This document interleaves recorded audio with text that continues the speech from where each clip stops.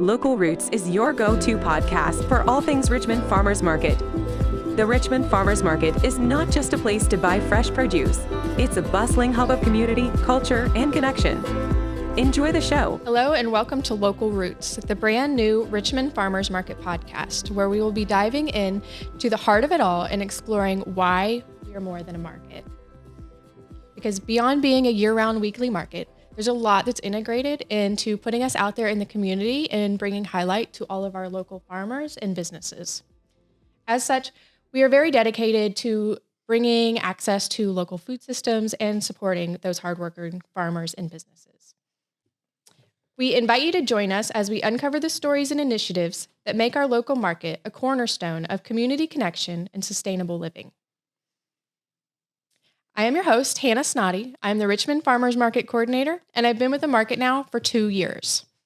I'm excited to begin this brand new journey within the market and to uncover what all goes into this to make this market happen every week, year-round, and to bring this to the community. It's definitely a work of heart, but I'm lucky to love what I do. Here with me today is Kristi Cruse, who I've been fortunate to work beside within the market for a little over a year now? About a year and a half, yeah. Yeah, I started with the farmers market part-time. I was working a remote job from home and looking at just moved back to Richmond after being away for a few years, and was looking for a way to get involved in the community. And I was an event planner for many years in Indianapolis mostly, and just needed to scratch that itch a little bit. Got involved with the farmers market, and a year and a half later just fell in love with it, really. The community, the vendors, the people who come out.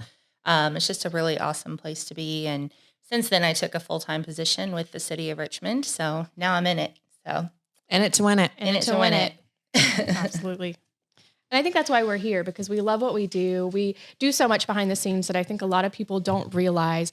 We do pour our heart and soul into this, just like the businesses and the vendors that come each week and put their heart and soul into everything. So we really just want to show you guys how, rooted and integrated we are to make everything happen.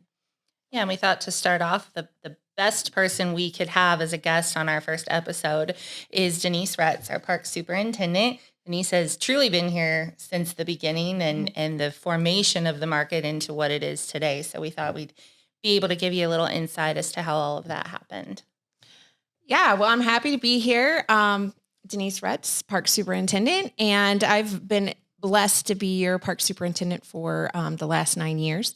So I don't know if I'm the best person to talk about the growth of the market and where it's been, and how it's transformed, but I can sure tell you what I have seen and kind of guide you through exactly what we have had and experienced through my time with the Parks Department. But yeah, I've been the park superintendent for 9 years, and before that, obviously, I was working with the city as the special events coordinator and doing special projects for the city way before that, and then took some time off to raise some kids, and then also did some work with the Cardinal Greenway. So lots of things, lots of fun times that I've been able to work with this community. And this is kind of one of my favorite, community-oriented programs that we have. I mean, it's an event every weekend that we have, with the Parks Department, and we play a very small role as the Parks Department because the vendors do so much. So I'm happy to be here to talk through a little bit of the transformation and the history. We're happy to have you here. And I think Kristi and I can both say, how much we love Denise in the parks and how supportive she is of everything that we do. Even when we have these crazy ideas like, hey, Denise, we want to start a podcast. She takes it and she rolls with it. So yeah. That's fantastic.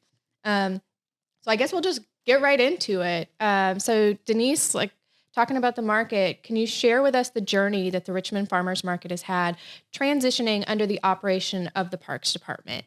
And what were some of the key motivations behind that move? Well, what I have kind of seen or read about a lot, and what we've kind of really talked through, especially in our market plan when we've just been researching kind of where the market's been and kind of where it's going. Some of our past has really been where this all started, and people probably don't know that Richmond has had a rich history of market oriented options and programs for a long time, even since 1836. And so even in the 1800s, really local food access was really something that the Richmond community loved and wanted and really wanted to see flourishing here. And so I think that, really going back to our roots would be exactly what we're talking about today. And that there's roots back in the market were like 1800s. Showing our age a little bit. And so, Richmond had a market in the 1800s. Who knew, right? And, we actually had a Richmond market house in 1855. Wow. And so, to have a market house today, right? I mean, Absolutely. we could fill that bad boy. Wouldn't have to worry about fabulous. the rain and Yeah. the cold. Yeah. Goals. But it was built in 1855, but it was demolished in 1965, and that's kind of the research behind that market house. But I know that if we could be in that market house today as a fly on the wall, man, there was a lot of vendors, a lot of farmers who benefited from that, and a lot of community members who would probably come bring their goods, and that was kind of the way of life, right, back in the day. And Richmond really owned that and loved that, and I think that's part of our rich history that a lot of people really don't talk about. There was kind of, not a ton of history from 1965 all the way to 2003 when Main Street really took over the market. It was a program under the UE, and the UEA did a lot of great things, the Urban Enterprise Association. They really helped spearhead continuing the market, and that was essential for the growth of the market. They had a lot of coordinators that came in and out, a lot of volunteers that helped with the market. Even back in, 2003, they had the corner lot there at North 7th, right? Mm-hmm. And so a lot of people probably remember still going to that market there and spending their time. Some people probably remember having the market down at the depot. Mm-hmm. And we hear about that a lot. Yeah, under the bridge, right? Yep. So that's kind of the bridge that's not there. But yeah, so a lot of people remember that, and so that's kind of where it's kind of continued going forward. And then in 2004, a lot of those vendors really wanted to be close to Main Street and a lot of the merchants. And right in 2004, I don't know if people remember when the co-op used to be downtown. And so they really wanted to be there, but they were only there for like one season. And then they decided, no, we want to go and try something new. But in 2005, we celebrated our 31st season, which means that this year is our Big 50th year of the market, which is really exciting. And when researching kind of the market and its history, we kind of came up with that number, and that's kind of exciting. Really, golden year. It's a golden year, yeah. In 2013, that's when kind of stuff started to really progress, and management kind of came over the market when we started the Stellar community program, and we were awarded $3.25 million to really put some emphasis on downtown revitalization. That's when Elstro came about. That's when the city really said, hey, we want to take over this market and make it as great as we can be. I think that there was some opportunity there for the Parks Department to really get involved and program this market. That was the thought behind this, especially if it was going to be at Elster Plaza. And so that was really exciting. So then we kind of partnered in 2014 with Earlham, and that plan that we followed for a little while. And that plan really showcased the fact that we need a home for the market. And that's what Elster was going to be, is a home for our summer market.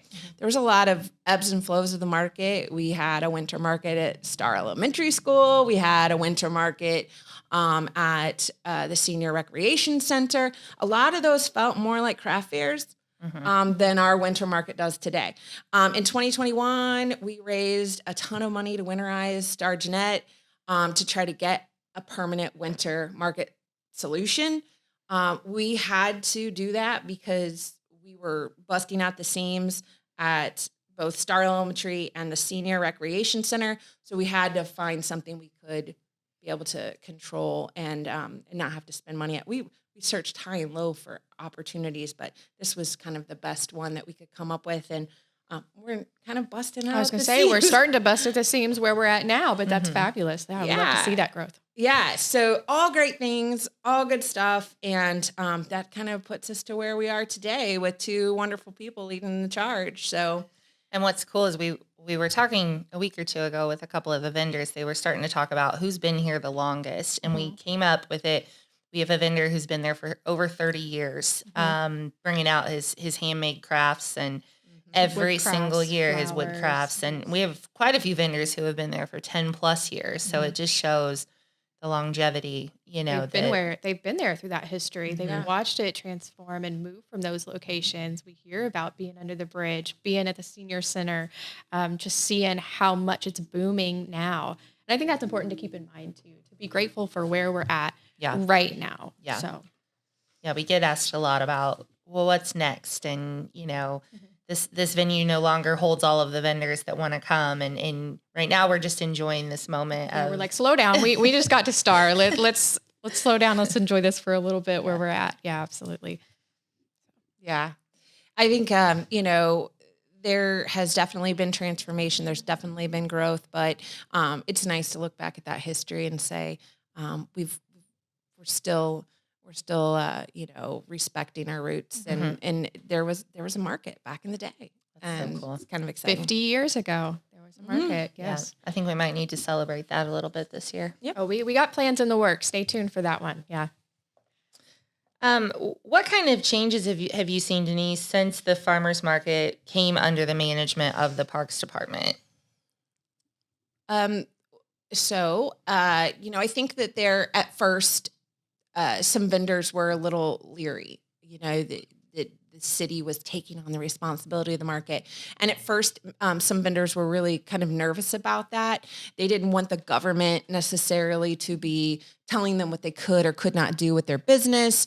They also, we ask for their vendor sales, right? And so why would they be reporting those to the government? And so it's not what we do. And we've had a lot of educational components upon that. And, we report those vendor sales because we want to show the economic impact. And with the way that we've been able to provide opportunities to our vendors and to our market goers for SNAP and all of those other opportunities, I think that the transformation has really been, and the changes that have really been, have been, now they trust and appreciate what we are providing and how we're being able to provide that to our vendors and to the market goers both, and the local food access we're trying to provide. So I think at the beginning, when the city did take it on and the Parks Department did take it on, it was kind of like, there was a lot of concern, and now I don't know that they could see it any other way. I mean, we put a lot of energy, a lot of focus, a lot of funding into running this market. It's not easy. Right.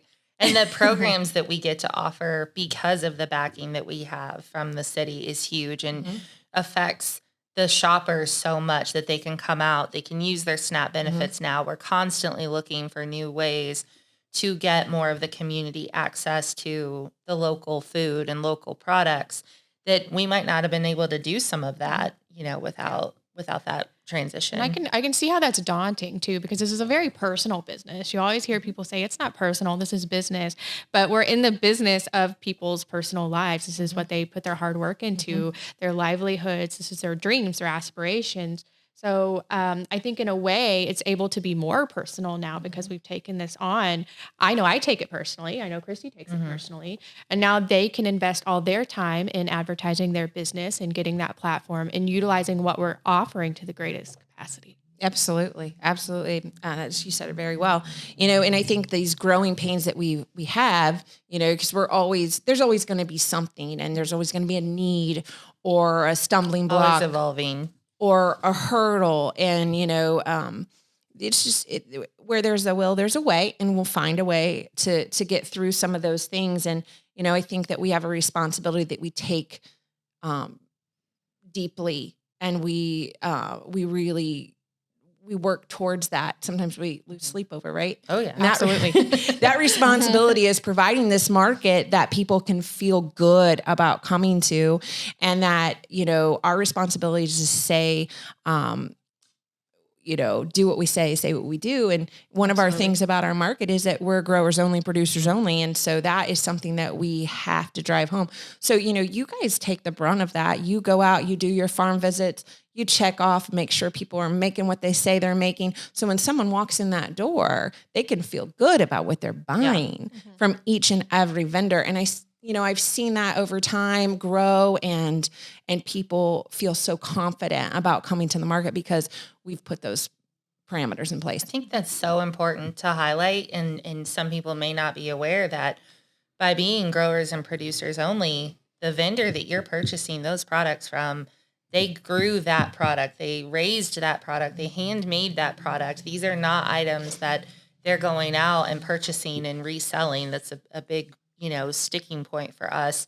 We want to know that the products they're bringing were crafted with love and skillmanship and, that they take pride in those products. And so I think as a consumer, there should be a lot of appreciation there for those products. You're not just buying it off the shelf of a chain store.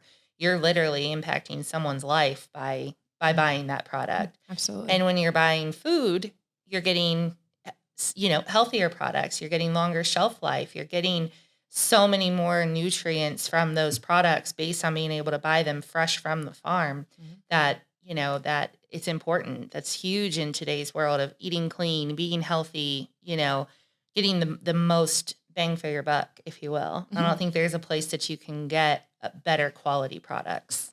Everything hits different when it's made with love. Yeah. And, being able to make it accessible to everyone with the SNAP $double and now the WIC $double and the Indiana Department of Health grant that we're able to continue to promote SNAP. We were able to receive $41,000 for that. And that's just a promotional and activity-based grant to be able to provide healthy alternatives. And so these kinds of opportunities that we're continuing to seek out for our vendors and for our market goers, these things are what we can do for them. And so that's just been a pivotal point. And I think the market's growth. And so I think that that's something that you guys should pat yourselves on the back for. Good job. Yes. So can you highlight any initiatives or programs implemented since the transition that have contributed to the success and growth of the market? I know, you just started mentioning SNAP $double a little bit, how we make sure that we have that local food access for everybody. A lot of our programs do center around that. So can you think of some other programs that are good? Well, and I think about kind of how the transition has happened and why the market, I think, has grown. In 2018, we did a comprehensive master plan for the city. And then in 2019, adopted in 2020, was our comprehensive park master plan. Both of those shouted from the rooftops, from these community-generated plans, that how important the market is. And so a city plan, a park master plan, both said, a sub-plan is important as well for the market to show where we're going to be in the next 5 years. So then we did a sub-plan for the farmers market, which is a great guiding tool for us for the next 5 years. And I think this also is important to note that this is also our guiding principle, and helps us continue to move forward. But, I can remember when SNAP just kind of came as an idea.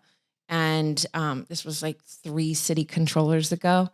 And, it was back in 2017 when we were like, yeah, this is something that we want to look at providing for the market so that we can provide more and,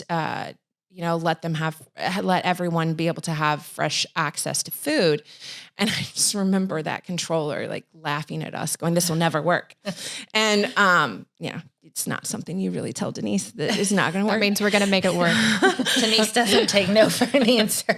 Like I said, when there's a will, there's a way. And so we just find a different way to do it. And so, sometimes with city policies and procedures, that is one of our challenges, right? We can't just pop up a market on the corner of a parking lot and expect the city to be able to run that efficiently. Right.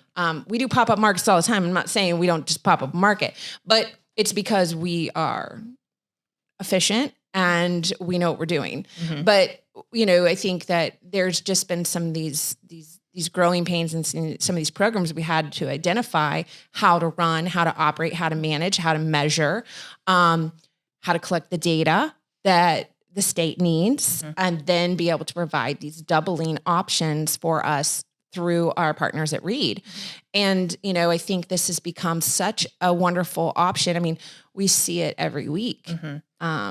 To dive into that a little bit, do you want to talk about, in case somebody doesn't know, what the SNAP Double Dollars program is?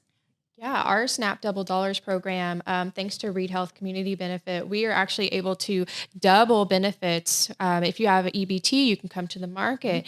If you get $50 off of your card, we can match that. And as long as we have the tokens to give you, we will match the amount that you take off of your card. So if you pull $50 off your card, we're going to give you $100 back. That $100 that you can take and you can spend with our vendors that are SNAP eligible within the market. And what that means is you can go and you can get meat, eggs, honey, produce, baked goods, all those goodies out there in the market. So you're utilizing your benefits to the max capacity while also supporting local. So that money's going directly back into your neighbors, right back into your community. And I think, I know Kristi can attest to this as well. The thing that I love the most about the Double Dollars program, when people come, there's no shame in this. In fact, when you walk up and you have EBT benefits, we love to see it. We love to see it, and we want to swipe that card. Yes, we want to give you tokens. We have customers that'll come up and swipe $3 off of their card, but guess what? That turns into $6 that they get to go spend. And I guarantee customers that spend hundreds. It's the widest range, and we have a lot of pride in being able to do that. We have customers that walk to the market from a far distance just to use those benefits. They come out in the cold. Sometimes just to pull off that $3. Absolutely. That's important to them. It's very important. There's no expiration. No. So, I think that's another thing to note is that we don't let those benefits expire. So, they're able to use those tokens if they get $100 one week or how much ever they get, then they can spend it until it's gone. Yeah. And a lot of our vendors accept it, and they also rely on it, which is a huge point that our vendors do rely on the economic impact that SNAP brings as well in the Double Dollars program. Yeah. Yep. And the Society of St. Andrews, I think that is a good program that we have. You might want to say something about that. We were able to partner with Society of St. Andrews last year.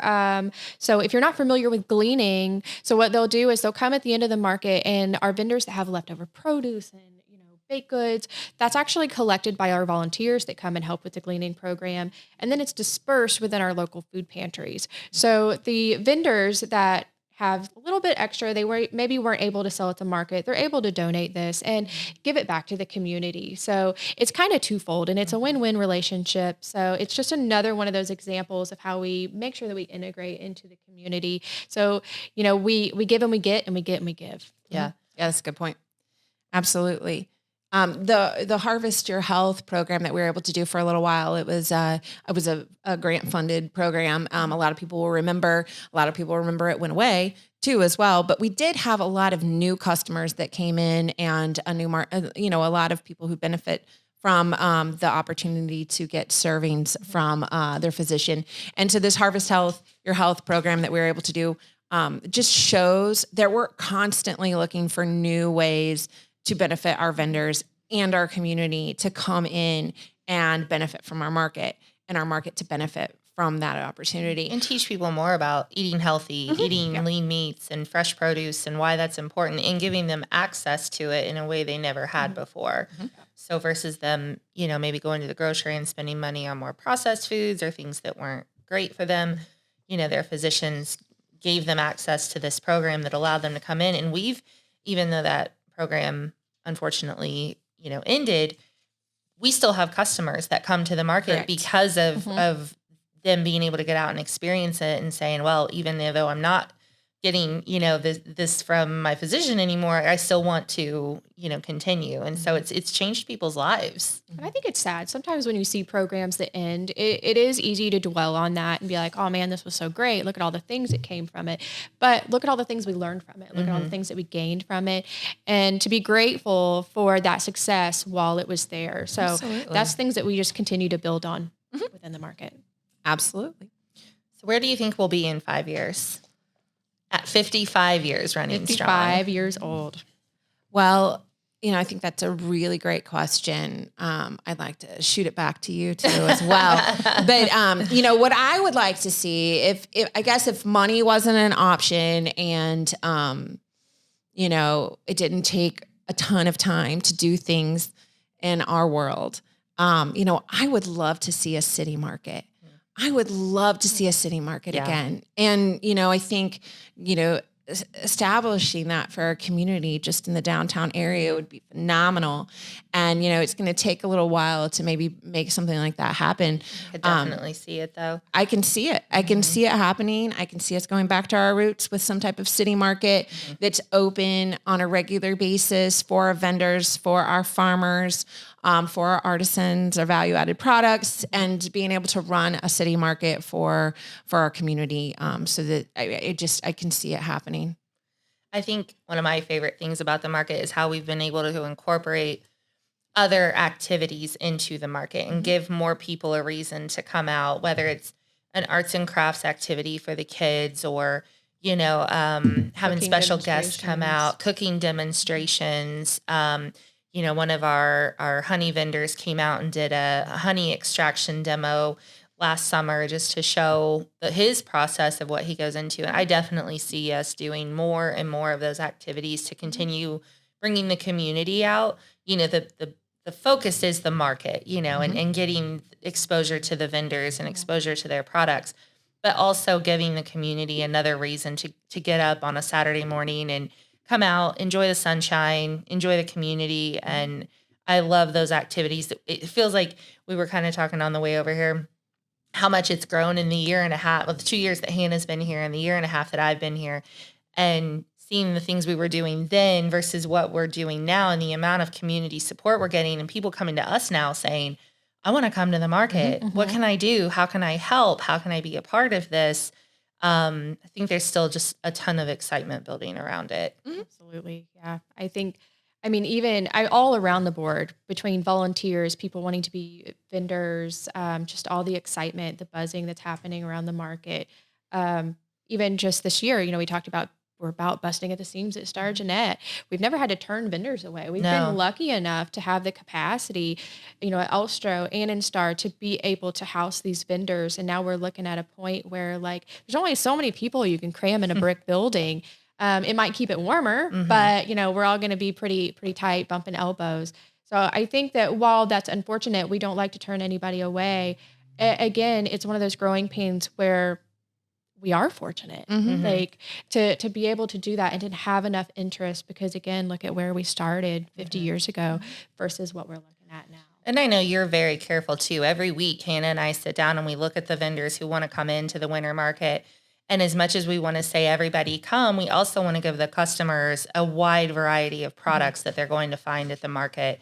We don't want someone to walk in and find the same 5 types of products booth after booth. We want them to come in and be able to get, their meat, their produce, their baked goods, some crafts, some jewelry, some, and we're lucky to have so many talented vendors in town that we can offer a wide variety of that. But I know that's something we're really careful about too, is just making sure that there is always that variety there. I wish I could say it's like an exact formulated process, but it's chaos every single week. And we just have to find a way to roll with it. Yeah. Because as soon as we think we've got something figured out, then we're back in Denise's office because we haven't figured it out quite yet. We've got to figure out a new process. But I think that we're going in a very positive direction. I'm really excited for 2024. Absolutely. And in the next 5 years, the gorge is going to look completely different. There's going to be a ton of excitement happening down there as well. So I think there's a lot of change that's coming and a lot of change that's coming downtown as well. So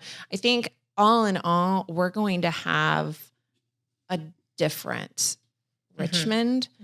And So, there's a lot happening. There's a lot happening, a lot of investment, Yeah. a lot of great, wonderful opportunities. So in 5 years, you just don't know. You just don't know. You just no don't idea. know. But good things. Yeah. And the market will be a part of it for sure. Absolutely. Yeah. We'll be 55 and thriving. Yeah. Ooh, I like that. Yeah.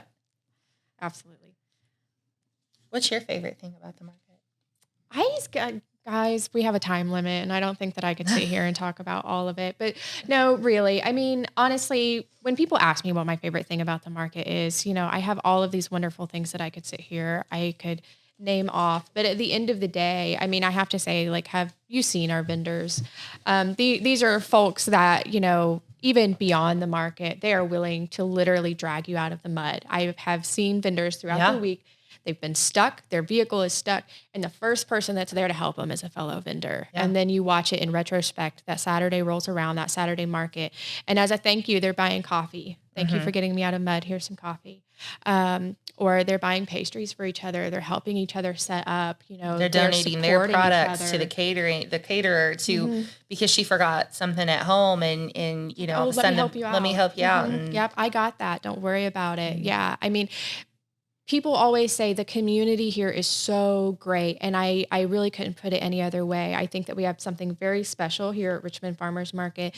And you don't really know that feeling until you're there and you're in it. And you do get to know these vendors. And I think we're very lucky to be able to work and help them throughout their journeys. So, and I think it's cool when you see a vendor that didn't participate in the market that weekend come out and shop. Yeah. That tells you everything you need to know. or they end up not being able to be part of the market, and every other vendor is like, is so and so okay? Yeah. Are they all right? Do they need anything? We've even seen like a produce vendor selling a craft item because a vendor got sick and was kind of counting on being able to have their products there that weekend and offering to, put a few at our table and, we'll make sure that, that you can still have a few products out here to sell. And they do. They're a big family. Yeah, Absolutely. And if there's a way they can drag them out to the market, if it's a car problem or something like that, they'll load up together. They'll all make it out. So it's very much just a very integrated part. The community there is awesome, both with the vendors and with the customers. I think we're lucky. Me and Kristi, we get along so well. We mesh. So we're able to have just a very unique vibe. We going talk on with the market. 24/7. We'll get texts at 11 o'clock at night. Say, just ignore this until tomorrow, but I had an idea. I kid you not. I tried to call Kristi this morning and she did not answer my phone call. And when she called me back, I said, what else could you possibly be doing right now? But in all honesty, I mean, we really do. We get along very, very well. The market never stops for us. We are constantly talking about the market and, all the exciting things. And I think we're just looking forward to 2024 so much.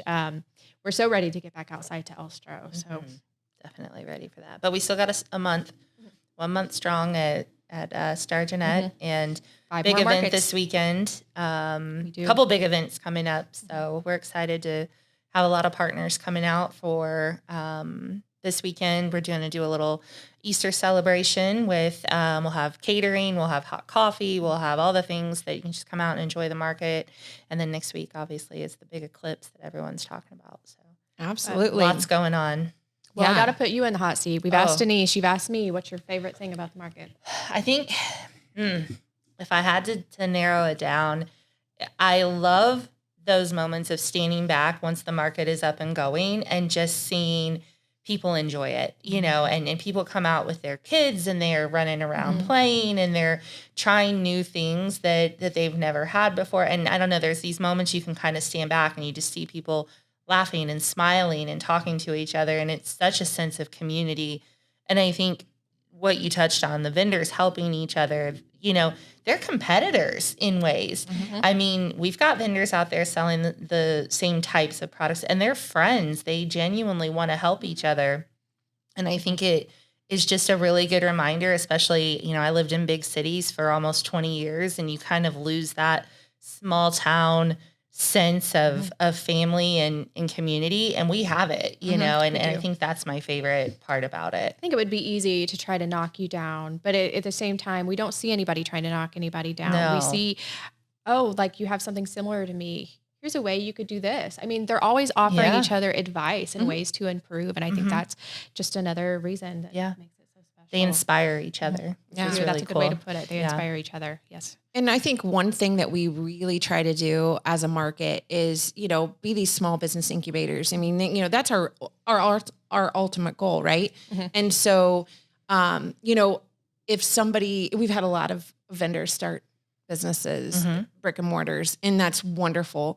But we have a lot of brick and mortars who support our vendors. Definitely. And so that's one of my favorite things too, is that crossover, when vendors are able to start their brick and mortar because they've been so successful at the market. And then when brick and mortars are supporting our vendors and buying things from them to have at their restaurants and things. Downtown Deli does it. A lot of people do it.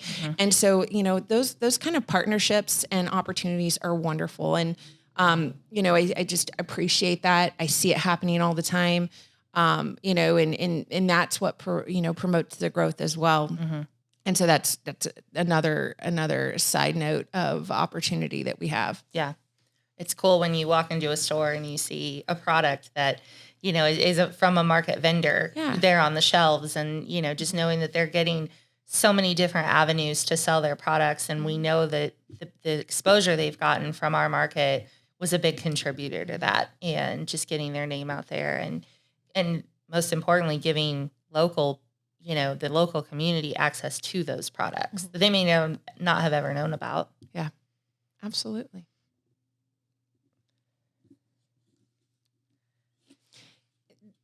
Do you have any other questions? Any other things that you want to touch on? I think one of the main things that people forget is how much time it takes. And you've kind of alluded to that a little bit, but you've also said a lot about your passion, both of you, and your energy that you've put into it. And you're very humble about and modest about the time that you put into it. These are not 40-hour work ladies. So, I just know how to pick them, Neither are you. So we do appreciate and, respect the fact that, their time is valuable, but they're not going to settle for anything less than the best. And I don't either. And so I really appreciate what they do for our community and how they make sure that they're promoting this market. I mean, the market coordinator and the assistant, their responsibility is to promote the market. It's ultimately their responsibility. That's their goal. That's their job description. That's what they're supposed to do, is promote the market. But they go a step further than that. As you can see, you've listened to this, you've heard what they do. The vendor's responsibility is to support to promote their business. So when you come into the market, we're not going to tell you what to purchase. That's up to you. You find what suits you. You find what you want to purchase that day or who you would like to support. But our job is to support the market and generally promote the market. They do a phenomenal job, but they also go a step further, and they're always promoting programming and events and making the market even more than what, I could ever imagine it being. And so, we talk a lot about the history. We talk a lot about where the market's been and where it is now, where it's going. But, it would not be here without these two ladies who are sitting here, and I would be remiss to not talk about it or define them in that way, in that capacity. So I just wanted to make sure to highlight that before we go off air and thank them for everything that they do each and every day. I mean, my goodness, who would give up every single Saturday? And it's not just a beautiful Saturday that you're walking into. I mean, it's cold, it's rainy. When you're open year round, you've got to come into those dark days of setting up a market and making sure everyone's there and knows their spot. And you're the first one there and locking the gates and making sure everything's okay. And sometimes, dealing with some unpleasant things right beforehand. So, I mean, they've had a lot of energy for this and done a wonderful job. And, not everything is great in every single job, but they have done it with grace and class. And I appreciate both of them tremendously. Thank you. We appreciate you We right back. appreciate you. I've always heard if you don't love what you're doing, right. then what are you doing? I think we're all very lucky here to love To what we truly do. say we love what we do. It doesn't feel, when I look at, it's funny, my mom yells at me at night, I hope you're at home relaxing. And I'm like, I don't know what that is anymore, but in a good way, because I love what I'm doing. And so it's more of like, oh, I can't wait to get this done, or I can't wait to get this down on paper, or, it's like my brain is always moving in that direction of what's next, what comes next. Or when I messaged you at 10 o'clock at night, like, please don't worry about this right now, but I have to get it out because I'm really excited. But then I get really excited about it. So then we just start talking about it. But anyways, we're lucky. We're very lucky to love what we do. I think this podcast will really shine strong on where the market is today, and some of our great vendors that we have, that people don't realize that it is more than just a market. I mean, obviously we can say it all day long. We can sit up here and we can have this podcast and we can talk about how great it is. But, really honestly, it's the vendors who really make it. Oh gosh. Yeah. And so, without them, we wouldn't have a market. And so I think continuing this podcast to just really focus on them and just bring it home is going to be phenomenal. And I think it's great. I just want to say thank you, Shook, for everything. And I think this is going to be a great partnership and a step in the right direction, so people can understand what goes into the back end of the market. When you talk a little bit more about your favorite thing in the market, I absolutely love when I'm at the market and like I walk in and there's nothing there. And, nothing at all. And then all of a sudden, like 20 minutes later, it's completely packed and people are set up. And, the transformation that happens in the morning is so cool. And it's just like you snap your fingers and boom, there's a market. And then you snap again and everybody's gone in like 10 minutes. Yeah. So it's a cool option. It's a cool opportunity that we have here in Richmond. And, we do appreciate all of the support of the city and also the support of our community when they come out. So, if they don't know, our market is open when? Saturdays from 9 a.m. to noon, and we are open year round. Yeah. And if they don't follow us, they should, right? Yep, absolutely. Facebook, Instagram, and TikTok. And, we have these opportunities so that you can know what's going on with the market. And, if you have any suggestions or any ideas, we obviously take those to heart as well. So, Yep. Yeah, we always say we are here to serve the community. So we are always open ears. Absolutely. Awesome. Well, I think this was a great first Denise run. for coming out. I'll lean back so you guys can. Yeah. Great job, ladies. Follow the Richmond Farmers Market on Facebook for up-to-date information, and catch Local Roots Podcast on YouTube and all major podcast platforms. Thank you for tuning into this episode of Local Roots.